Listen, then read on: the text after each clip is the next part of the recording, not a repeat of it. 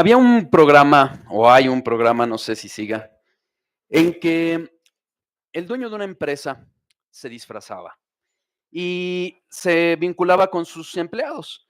Y en ese andar y venir probaba qué tan fieles eran, qué tan bien conocían su marca, qué tan bien eran en el servicio. Oh, sorpresa, muchos de ellos no sabían que era el dueño y actuaban terriblemente, ya sea con desprecio a sus subordinados o quizás groseros con los clientes.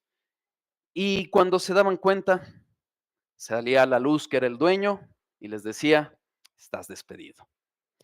Acompáñenme a Isaías, capítulo 6, a nuestro pasaje del día de hoy. Vamos a leer de los versículos 1 al 8, por favor. En el año que murió el rey Usías, vi yo al Señor sentado sobre un trono alto y sublime, y sus baldas llenaban el templo. Por encima de él había serafines, cada uno tenía 6 alas, con dos cubrían sus rostros, con dos cubrían sus pies, y con dos volaban. Y el uno al otro daba voces diciendo, Santo, Santo, Santo, Jehová de los ejércitos, toda la tierra está llena de su gloria. Y los quinzales de las puertas se estremecieron con la voz del que clamaba, y la casa se llenó de humo.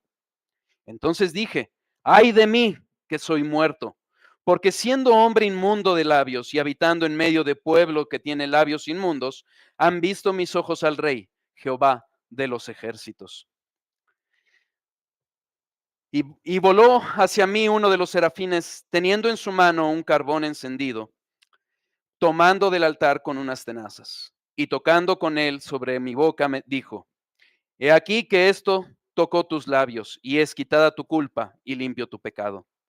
Después oí la voz del Señor que decía, ¿a quién enviaré y quién irá por nosotros? Entonces respondí yo, heme aquí, envíame a mí.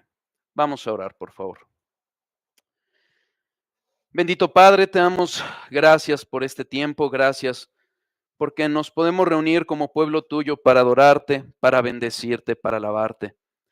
Te rogamos, Señor, que nos ayudes para conocerte más, que hables a nuestros corazones a través de tu palabra.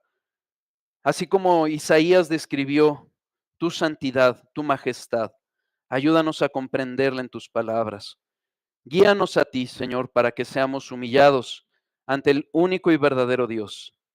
Dios santo, santo, santo que eres tú. Te damos gracias y te pedimos que sea tu Espíritu guiándonos en el nombre precioso de nuestro Señor Jesucristo y para tu gloria. Amén. Uno de los graves problemas que enfrenta la iglesia, principalmente hoy, es un desconocimiento o un menosprecio de la santidad de Dios, ya sea por desinterés, por falta de compromiso o por superficialidad. Vemos consecuencias. Algunas consecuencias menores, vemos pasividad, indiferencia ante un mundo en tinieblas y en condenación. Hay consecuencias mayores.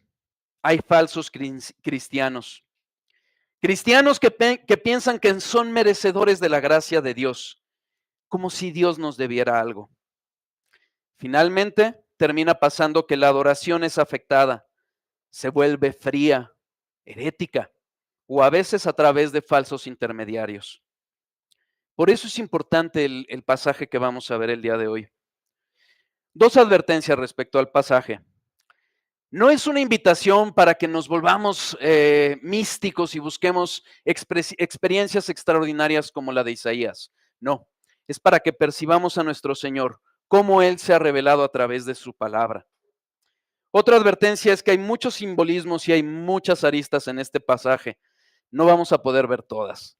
Nos vamos a tratar de concentrar en aquello que nos mantenga firmes en el mensaje del pasaje. Vamos al contexto histórico, moral y social y político de este pasaje. Acompáñenme a la primera parte del primer versículo. Isaías 6:1. En el año que murió el rey Usías.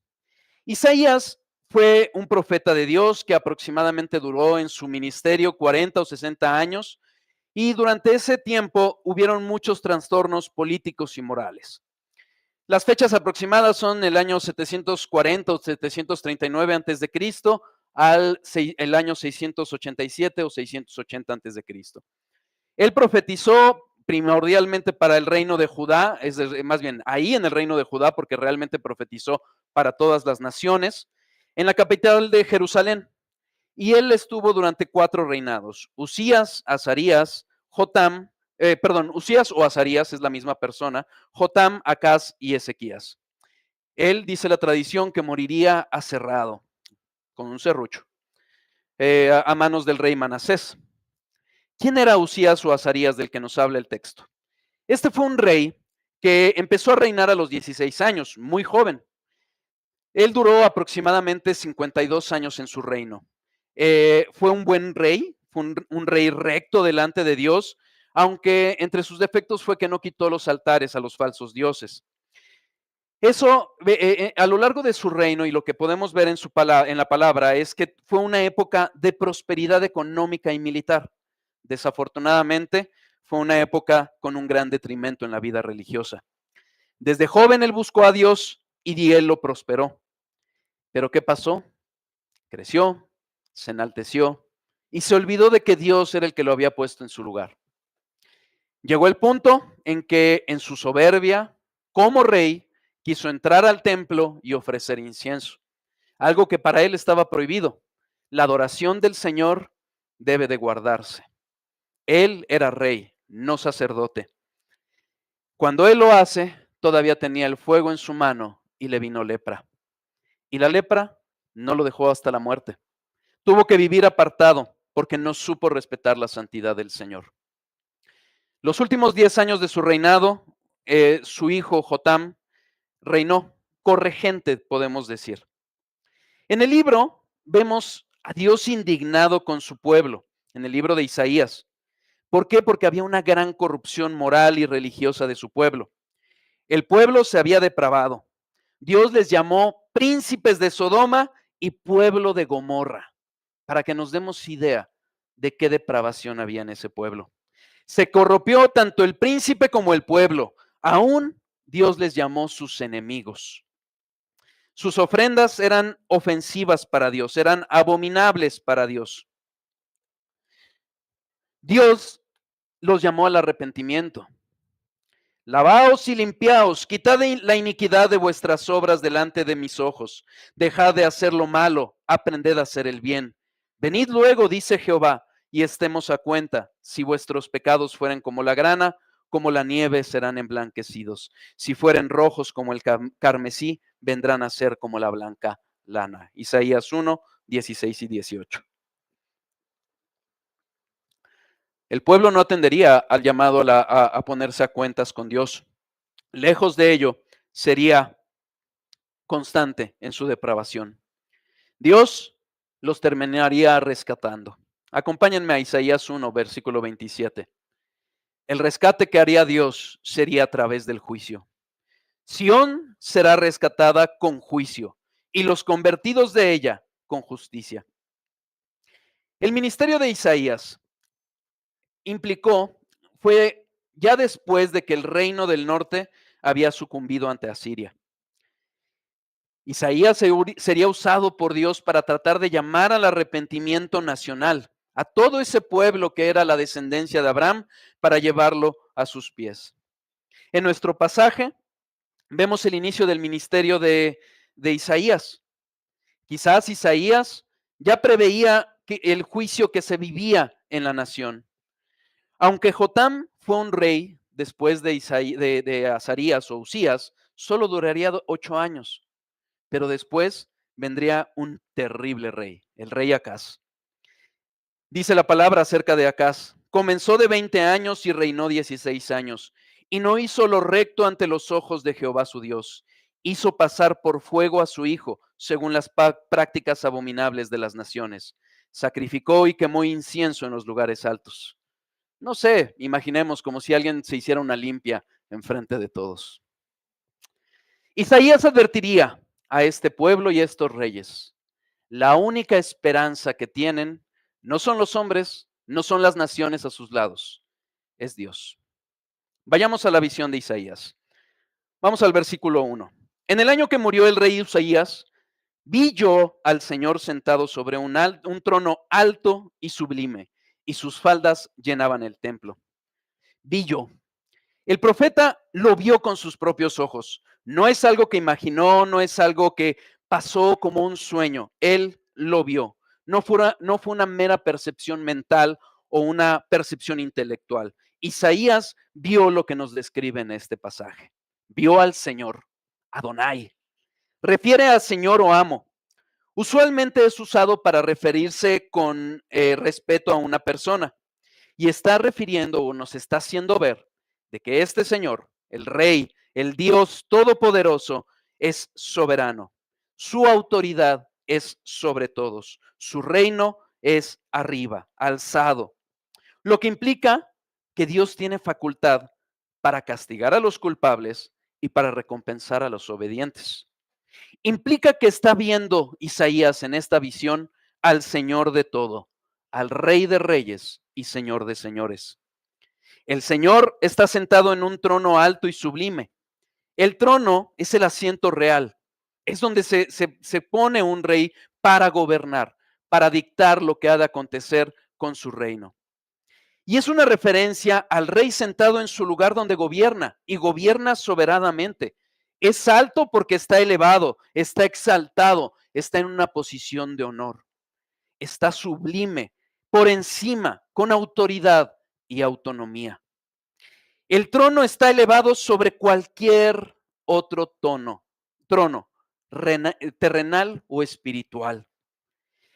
Trono en los cielos, eterno y de justicia, que domina sobre todos, nos dice el salmista. Pablo nos dice en Romanos, Cristo, el cual es Dios sobre todas las cosas. Esto es lo que está viendo Isaías, al Dios soberano por encima de todo trono, de todo reino, de todo ser creado. Isaías 66, versículo 1, en su primera parte dice lo siguiente. Jehová dijo así, el cielo es mi trono y la tierra estrado de mis pies. Si esa madre tierra a la que muchos deifican es el estrado de los pies de nuestro Dios. Juan lo describe como un gran trono blanco en Apocalipsis, y es ese trono ante el que todos, cada uno de nosotros, vamos a rendir cuentas.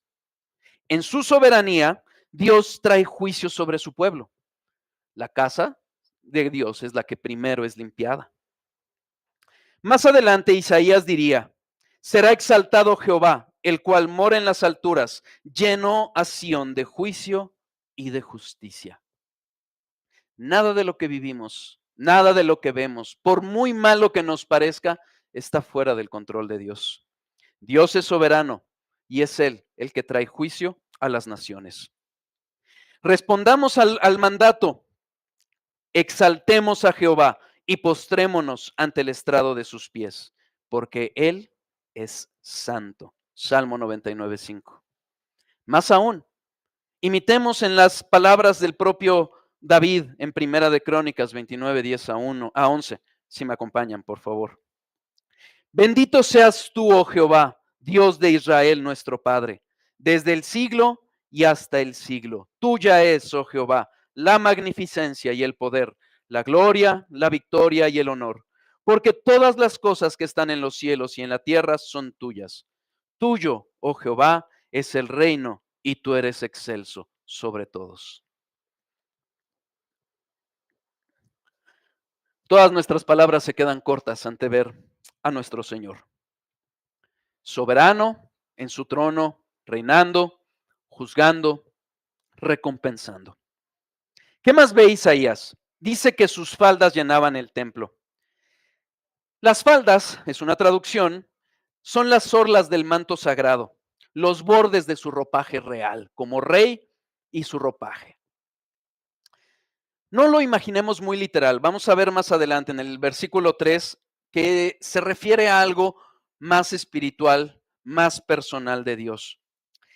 Pero algo de lo que sí nos enseña es que este templo, que puede traducirse también como palacio, un edificio público, habla de la extensión de la soberanía y la majestad de Dios, que lo abarca todo. Sigamos con nuestro pasaje, versículos 2 y 3, Isaías 6. Por encima de él había serafines, cada uno tenía 6 alas, con 2 cubrían sus rostros, con 2 cubrían sus pies y con 2 volaban.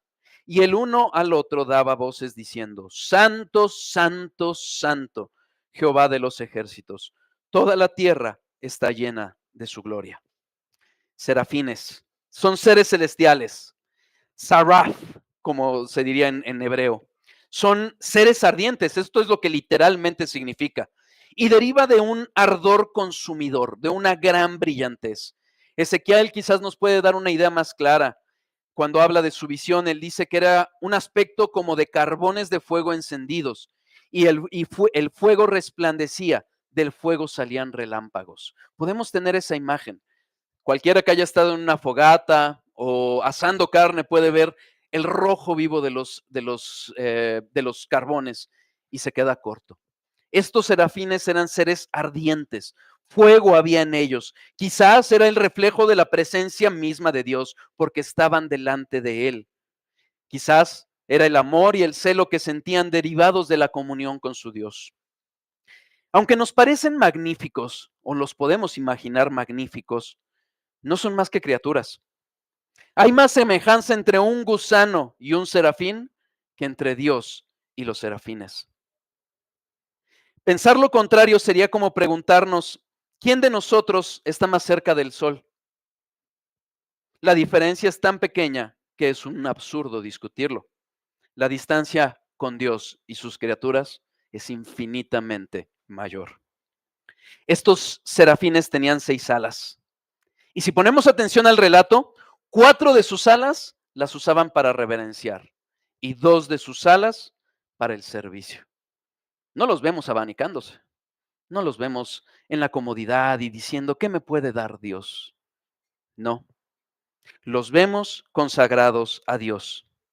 Aunque seres celestiales y sin pecado, sus 2 alas, 2 de sus alas, las usaban para cubrir su rostro. Job dice que ni aun los cielos son limpios delante de sus ojos. Los cielos creados por Dios no son limpios para estar delante de sus ojos.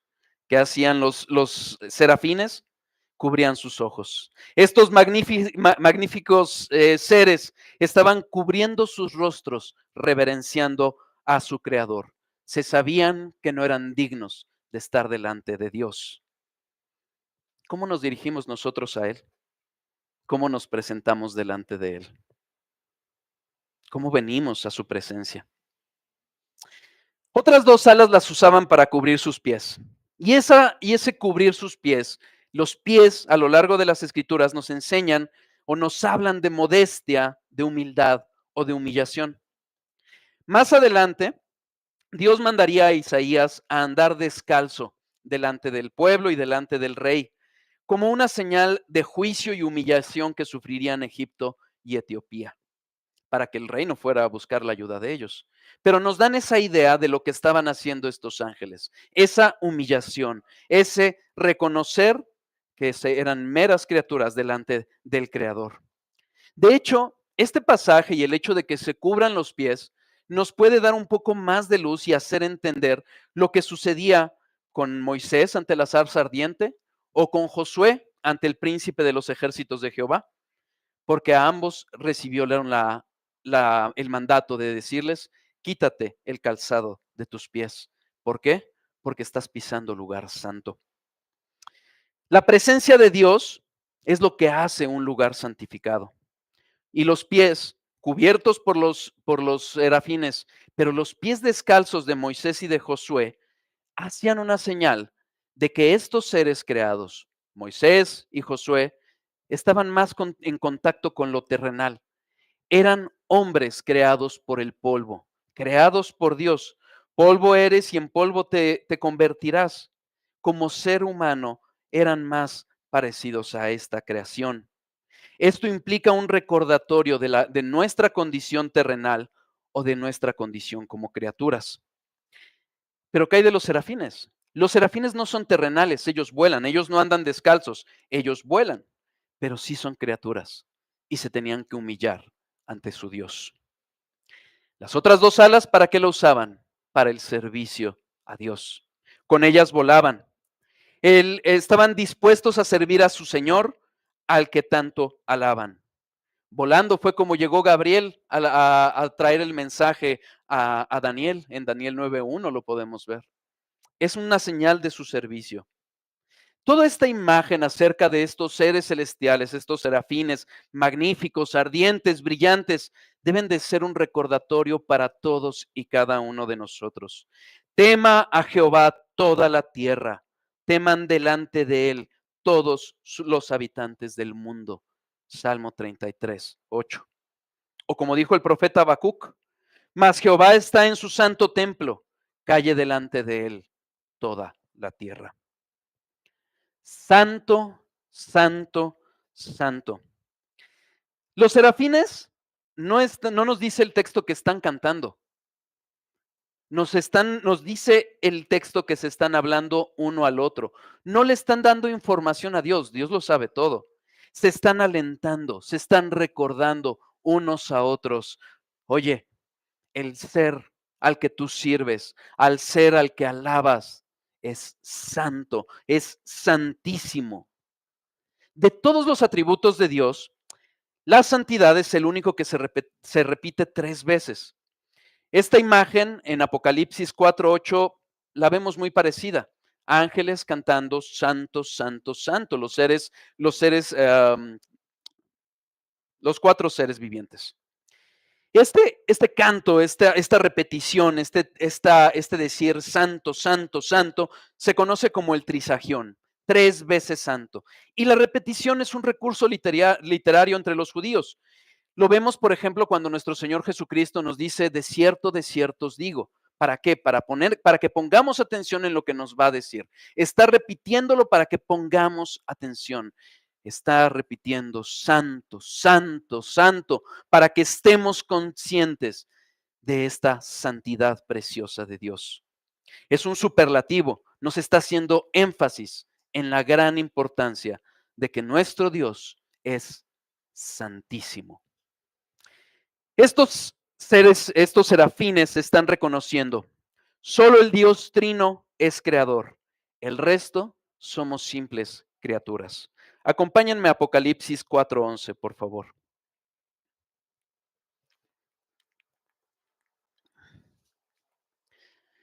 Señor, digno eres de recibir la gloria y la honra y el poder, porque tú creaste todas las cosas y por tu voluntad existen y fueron creadas.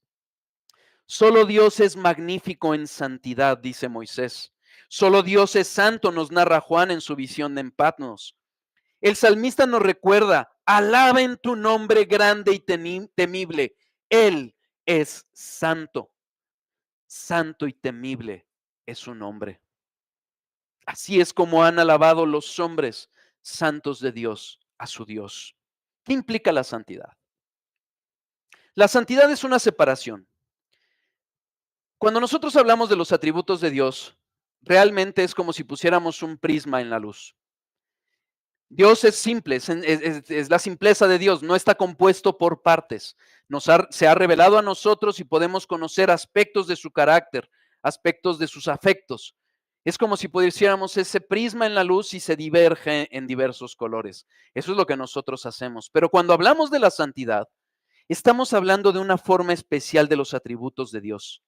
Dios es santo en todo lo que Él es. Él, todos sus atributos conjuntos, todo ese prisma solo nos muestra una realidad. Él es creador y nosotros meras criaturas. Generalmente nosotros asociamos la santidad con algo, con la pureza moral. Y la pureza moral sin duda tiene que ver con la santidad, pero es más bien una consecuencia de la separación de Dios de su creación. Dios es santo de una forma en la que nada ni nadie lo es. Dios posee una santidad infinita y original. Cualquier otra santidad es una santidad derivada de Dios. Este entendimiento tiene una relación con la trascendencia de Dios. ¿Qué es la trascendencia de Dios? Dios es un ser como ningún otro. Dios trasciende, es más allá de lo que nosotros podemos siquiera entender. 2 ejemplos. Hablamos del poder de Dios. Dios es todopoderoso. Cuando hablamos del poder de Dios, nosotros sabemos sin duda que no hay nada difícil para Dios, no hay nada imposible, pero tampoco hay nada fácil para Dios. porque son conceptos que no le aplican a él. Dios hace todo, crea un universo como crea una mariposa. Dios lo hace porque no tiene debilidad, no tiene cansancio. No es fácil porque tampoco hay nada difícil. Todo lo puede hacer. La eternidad de Dios nos muestra también una realidad muy allá de nosotros. Cuando nosotros hablamos de eternidad de Dios, pensamos generalmente en que Él vive por siempre o Él es siempre, pero eso tampoco le aplica a Dios. Porque cuando hablamos de siempre estamos hablando de algo creado, el tiempo. Dios es atemporal, es más allá del tiempo. Todas estas características nos hablan algunas partes de esa santidad, de que Dios es un ser cualitativamente diferente a nosotros. No solo estamos diciendo que hay seres poderosos y Él es más poderoso, no, Él es todopoderoso. Es alguien distinto, es un ser totalmente diferente. Se le puede comparar. ¿A qué pues me haréis semejante o me compararéis? Dice el santo, Isaías 40:25. Yo creo que uno de los mejores ejemplos es la Trinidad. Nada de lo creado nos puede ayudar a entender eso, solo la revelación. Porque no hay ningún ser trino como Dios. Por eso Él, y solo Él, es el santo. Así nos lo describe Job e Isaías. Estos seres celestiales hablan de Jehová de los ejércitos, Yahvé Sabaoth. Jehová o Yahvé es el tetragramatón YHWH. Básicamente lo que está diciendo esa palabra o esas letras es que Él es Dios, Él el que es. Cuando Dios habla a Moisés, le dice, yo soy el que soy. Así dirás a los hijos de Israel, yo soy, me envió. Y esto lo está diciendo Dios porque es un ser tan diferente a nosotros que Él es autoexistente, Él es autosuficiente, no depende de nada ni de nadie para ser. Es el Dios vivo, quien es, que siempre ha sido y será. Nosotros, por el contrario, somos meras criaturas dependientes completamente de Él. Es Jehová de los ejércitos. Sí, de los ejércitos de Israel, pero de todos los seres y huestes celestiales. Dice el profeta Micaías, yo vi a Jehová sentado en su trono y todo el ejército de los cielos estaba junto a él, a su derecha y a su izquierda. Primera de Reyes 22. Todos estos seres celestiales, todas estas huestes, están a disposición de su Señor. Por eso el salmista dice, bendecid a Jehová vosotros todos sus ejércitos, ministros suyos, que hacéis su voluntad. Es este Señor, Dios Todopoderoso, por encima de todo trono, de todo ser creado, que tiene a las huestes celestiales a su disposición. ¿Y qué es lo que sucede? Toda la tierra es llena de su gloria. Sí, la tierra es la que Dios creó, la que formó y la que Él sostiene. Por eso David afirma, de Jehová es la tierra y su plenitud, el mundo y los que en él habitan. Cuando Dios se indigna, también nos dice David, la tierra fue conmovida y tembló, y se conmovieron los cimientos de los cielos, se estremecieron. Así narró David el triunfo que Dios le había dado sobre Saúl y todos sus enemigos. Es esta maravillosa gloria, la presencia misma de Dios, el Shekinah, fue vista por Isaías en su visión. ¿Cómo hemos de responder ante esa gloria de Dios? Reconociéndola, honrando esa gloria. Dada a Jehová la gloria debida a su nombre, adorada a Jehová en la hermosura de su santidad. Salmo 29:2. ¿Quién es pues este Rey Santísimo, sentado en su trono, soberano y lleno de gloria? Dejemos que Él mismo nos lo responda. Juan 12 nos narra la historia cuando ya Jesús está cerca de la cruz. Se acercaba y Él lo sabía. Ya se le habían acercado algunos griegos para hablar con Él. Sabía que era la hora. Y entonces les empieza a decir al pueblo, no solo a sus discípulos, a la multitud, La luz que ahora ven va a ser separada. El juicio sobre la nación de Israel estaba cerca. Juan, inspirado por el Espíritu Santo, cita este pasaje de Isaías 6 en Juan 12 del 38 al 40, no vamos a ir, pero en el versículo 41 dice, Isaías dijo esto cuando vio su gloria y habló acerca de él, de Jesús.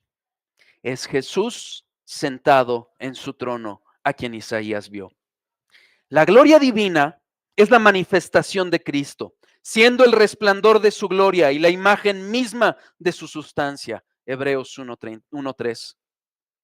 Es Cristo manifestándonos al Padre, a la deidad, sentando en su trono, manifestando su carácter. Por eso Pablo afirma, nosotros todos mirando a cara descubierta, como en un espejo, la gloria del Señor, somos transformados de gloria en gloria, en la misma imagen, como por el Espíritu del Señor.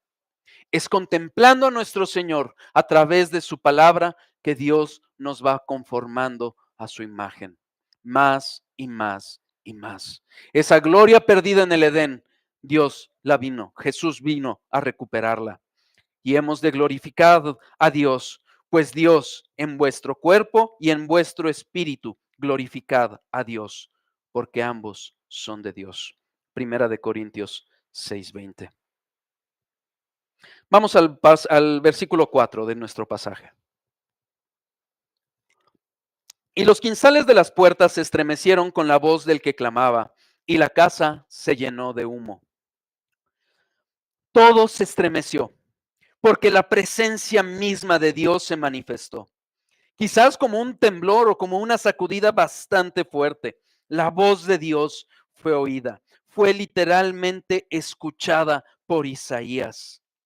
Aún los objetos inanimados, ese templo hecho de manos, esas puertas, esos quinzales donde se abren y cierran las puertas, fueron estremecidos. Esos seres creados sin vida se estremecieron ante la presencia de Dios.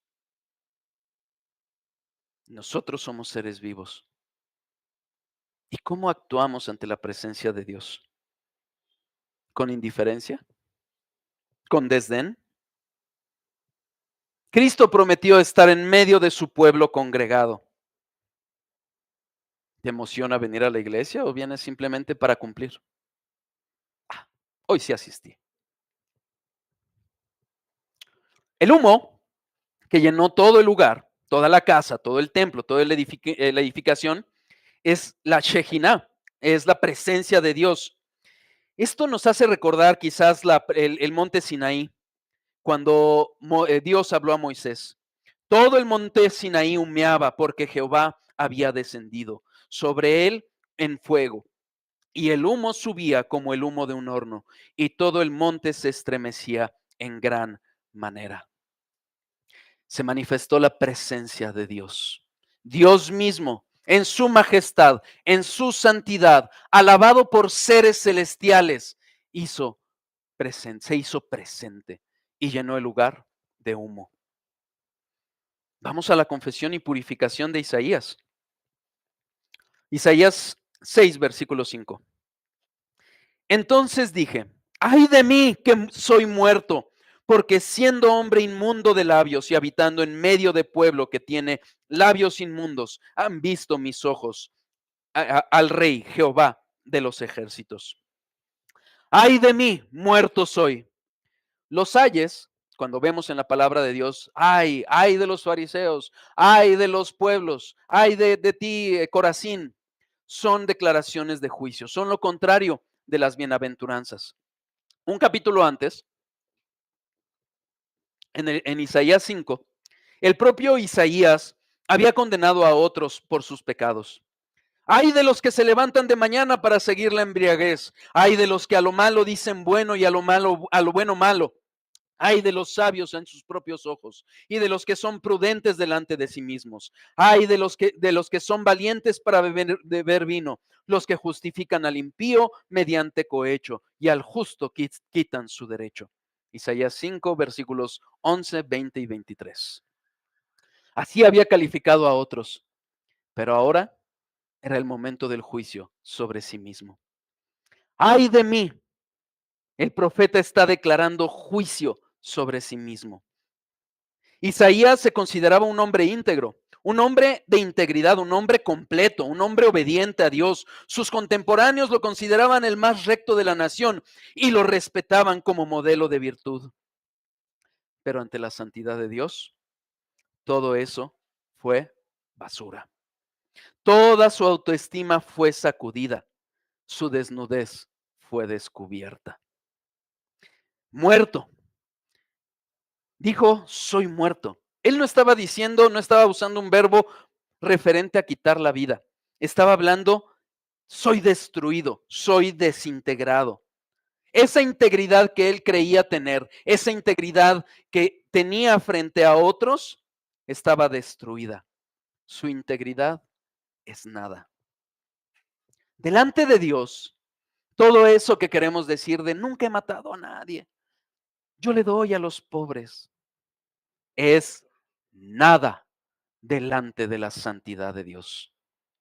Nada.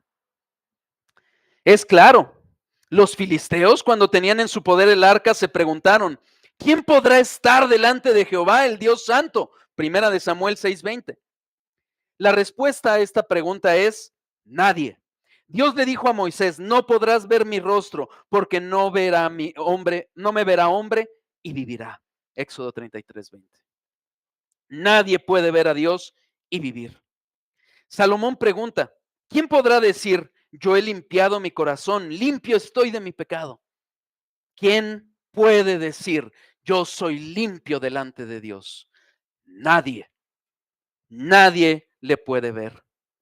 Más adelante, Isaías profetizaría, todos nos descarriamos, somos suciedad y nuestras obras trapos de inmundicia. Esa es nuestra condición. Sabemos bien, estamos destituidos de la gloria de Dios y el pago que merece nuestra inmundicia, nuestro pecado, es la muerte. Estos mismos filisteos hacían esta pregunta acerca de quién podía estar delante de Dios, porque si vemos el versículo antes, si me acompañan, primera de Samuel 6:19, entonces Dios hizo morir a los hombres de Bet-Semes porque habían mirado dentro del arca de Jehová. Se habían atrevido a ver dónde Dios estaba y Dios los consumió. No, Isaías no estaba exagerando. Esa es la respuesta natural de un hombre expuesto a la santidad de Dios. Y él expone por qué. Él dice que el problema eran sus labios y los labios de su pueblo, en donde él habitaba. Él sabía bien que hay una relación entre el corazón y la boca. El corazón del sabio hace prudente su boca y añade gracia a sus labios. Proverbios 16:23. 700 años más adelante Jesús lo dejaría más claro aún, porque de dentro del corazón de los hombres salen los malos pensamientos, los adulterios, las fornicaciones, los homicidios, los hurtos, las avaricias, las maldades, el engaño, la lascivia, la envidia, la maledicencia, la soberbia, la insensatez. Marcos 7:21 y 22. Los labios de Isaías y del pueblo no eran más que muestra de la depravación que había en el corazón perverso de él y del pueblo en el que él vivía. El pueblo estaba en medio de un juicio. Alguien podrá decir, oye, pero todavía no estaban en el exilio. Una mirada simple a Romanos 1 del 18 al 32 nos demuestra que estaban en juicio. Porque el juicio comienza desde que Dios soberanamente entrega las naciones a sus propias depravaciones. Las depravaciones sexuales, la inmoralidad en la vida pública, la desobediencia de los hijos, el desprecio por la vida, son señales claras del juicio. Más aún, malos gobiernos, malos gobernantes es una forma en que Dios juzga a las naciones. Fue el pueblo el que eligió a Saúl, pese a las advertencias de Samuel. Fue el pueblo el que ha elegido a los depravados que nos gobiernan. Por eso Juan Calvino dijo: Dios castiga a aquellos que no merecen un buen gobierno, llevándolos a la tiranía bajo malos gobernantes. Isaías reconoce su condición inmunda y la del pueblo en el que él habitaba. Isaías declara y confiesa que son inmundos, impuros, sucios, inapropiados para estar delante de la presencia de Dios. Isaías estaba cumpliendo a lo que antes había invitado al pueblo. Estaba poniéndose a cuentas con Dios, confesando su pecado. ¿Cómo respondería Dios? En medio del juicio mostró su gracia. Versículos 6 y 7.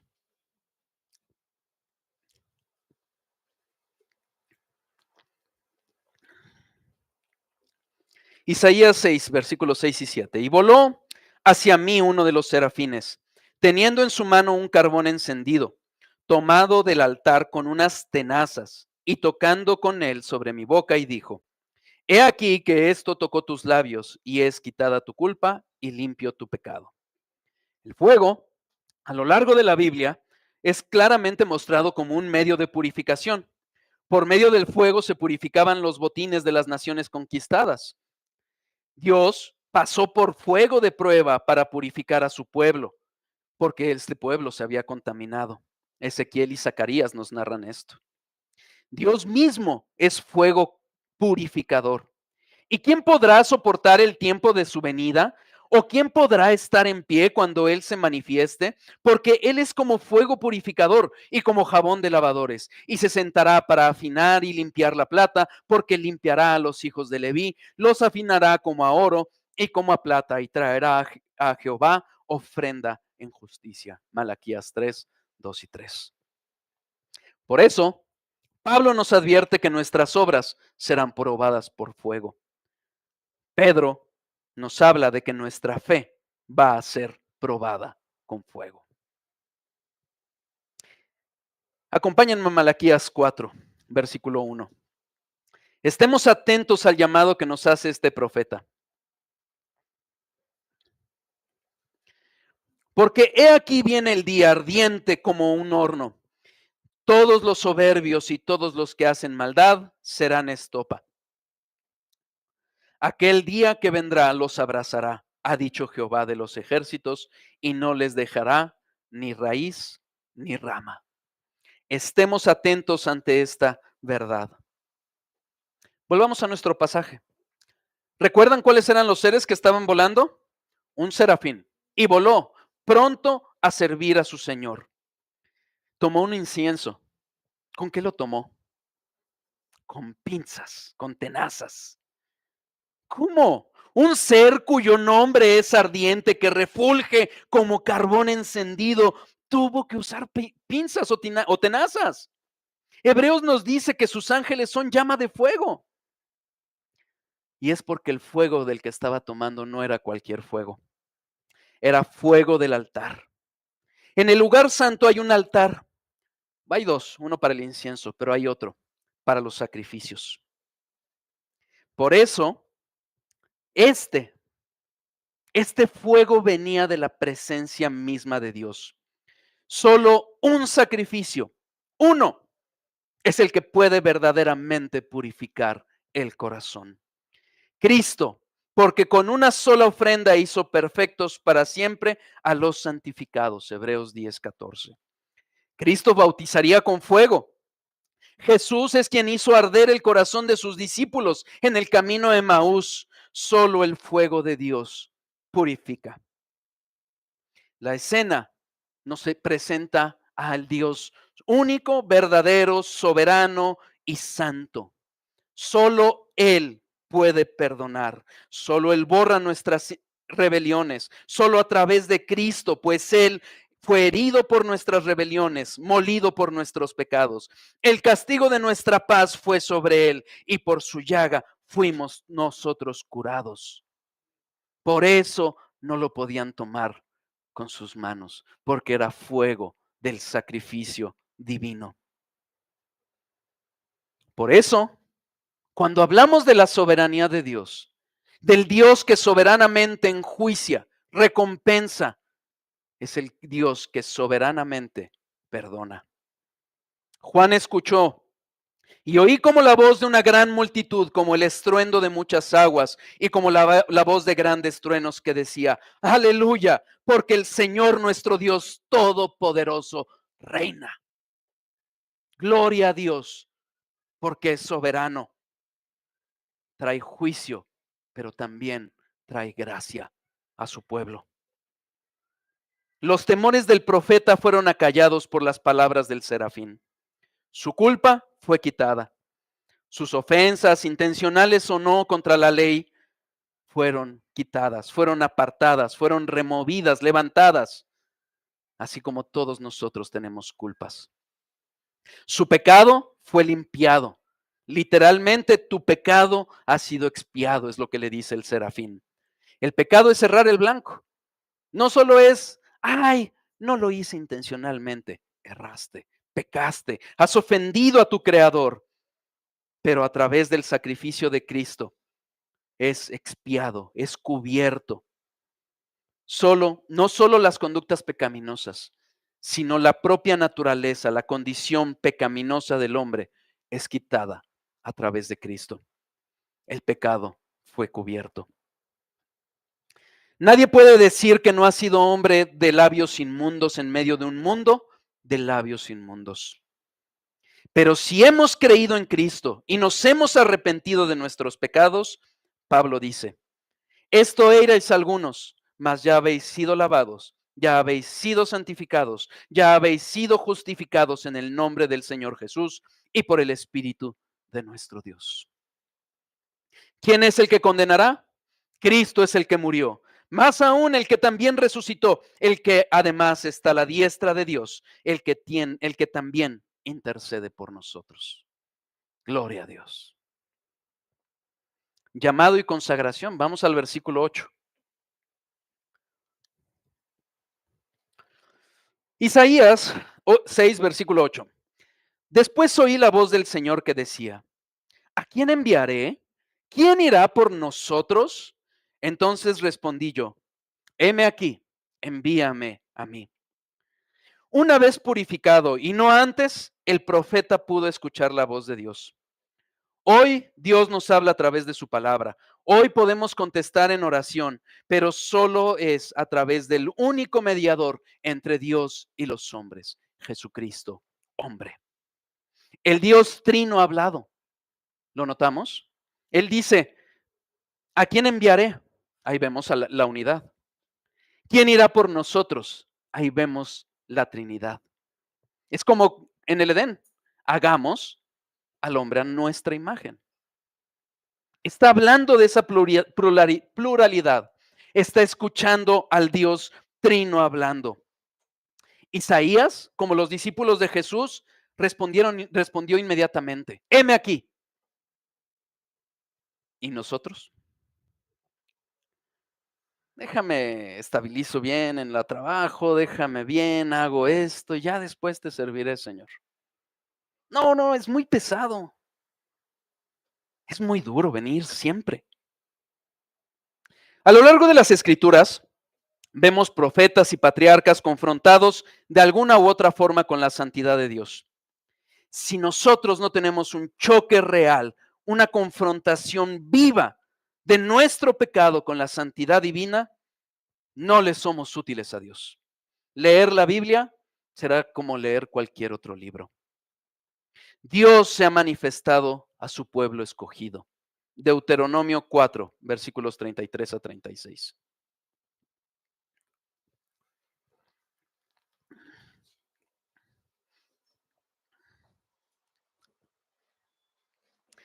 ¿Ha oído pueblo alguno la voz de Dios, hablando de en medio del fuego como tú lo has oído sin perecer? ¿O ha intentado Dios venir a tomar para sí una nación de en medio de otra nación con pruebas, con señales, con milagros y con guerra, y mano poderosa y brazo extendido y hechos aterradores como todo lo que Dios, lo que hizo con vosotros, Jehová vuestro Dios, en Egipto ante tus ojos? A ti te fue mostrado para que supieses que Jehová es Dios y no hay otro fuera de él. Desde los cielos te hizo oír su voz para enseñarte, y sobre la tierra te mostró su gran fuego, y has oído sus palabras de en medio del fuego. Es que eso fue con el pueblo de Israel. Pues si eres verdadero creyente, eres del pueblo espiritual de Israel. Dios ha hablado, Dios se ha mostrado, y no lo ha hecho con todas las naciones, lo ha hecho con un pueblo escogido. El profeta, como nosotros, necesitábamos darnos cuenta de nuestra total incapacidad para servir a Dios y nuestra total dependencia de Dios. Este mundo, este país está en medio de un juicio y necesita escuchar la voz de Dios, llamándolos al arrepentimiento. Antes de quejarnos, ¿qué nos va a pasar? ¿Dónde vamos a estar mañana? Este país necesita oír que está en medio de un juicio entregado a gente depravada.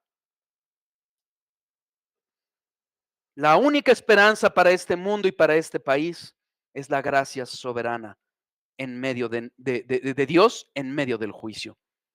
Si el juicio puede amenazar bienes y comodidad terrenales de nosotros, ¿responderemos como Pablo? Pero de ninguna cosa hago caso, ni estimo preciosa mi vida para mí mismo, con tal que acabe mi carrera con gozo y el ministerio que recibí del Señor Jesús para dar testimonio del Evangelio de la gracia de Dios. Si Dios hablara directamente, quedaríamos todos fulminados. Dios usa seres humanos para hablar su voluntad. Así vemos el llamamiento a un profeta, un ser humano común, un ser humano que apuntaba a uno mayor, a Jesucristo, el profeta sobre todos, plenamente Dios y plenamente hombre, pero es de él que necesita escuchar el mundo y nosotros también. ¿Cómo pues invocarán a aquel en el cual no han creído? ¿Y cómo creerán en aquel de quien no han oído? ¿Y cómo oirán sin haber quien les predique? Ante ello, hemos de preguntarnos como Pablo nos invita a preguntarnos. Y para estas cosas, ¿quién es suficiente? Solo los que Dios ha enviado. ¿Y cómo predican? ¿Y cómo predicarán si no fueren enviados? Como está escrito, cuán hermosos son los pies de los que anuncian la paz, de los que anuncian buenas nuevas. Estamos tan embelesados en nuestra comodidad, en que no me vean feo porque predico de Cristo. ¿O estamos conscientes de que Dios ha llamado un pueblo para testificar de ese Dios que da gracia en medio del juicio? Aplicación. Este Dios santísimo, todopoderoso, soberano y supremo no se ha quedado indiferente. Acompáñenme al Salmo 113.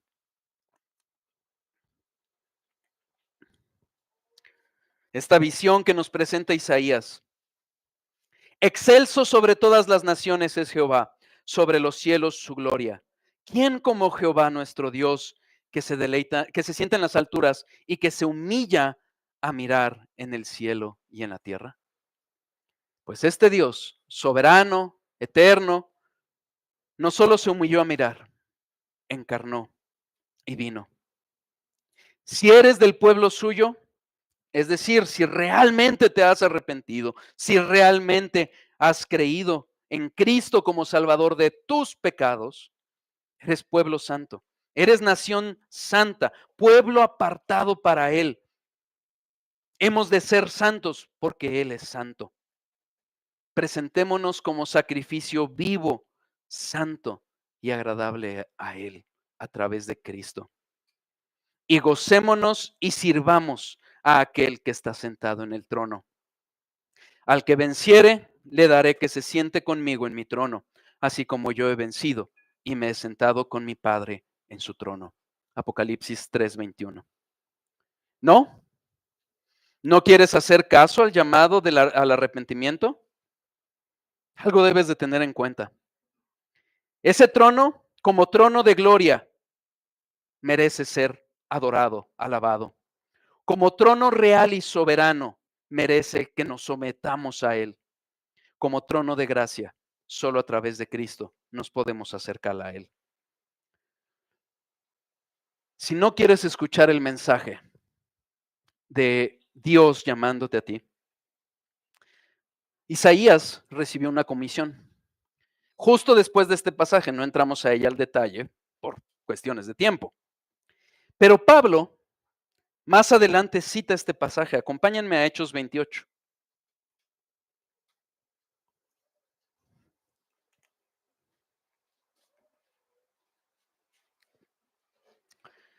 Bien habló el Espíritu Santo por medio del profeta Isaías a nuestros padres, diciendo: Ve a este pueblo y diles, de oído oiréis y no entenderéis, y viendo veréis y no percibiréis, porque el corazón de este pueblo se ha engrosado, y con los oídos oyeron pesadamente, y sus ojos han cerrado, para que no vean con los ojos y oigan con los oídos, y entiendan de corazón y se conviertan, y yo los sane. Vino el juicio sobre este pueblo. Viene el juicio sobre los que rehúsan escuchar a Dios. Sabed pues que a los gentiles es enviada esta salvación de Dios y ellos oirán. Si tú no escuchas, el mensaje va a seguir. El reino se seguirá expandiendo. La gracia en medio del juicio no te alcanzará. Cristo no detendrá su regreso por tu necedad.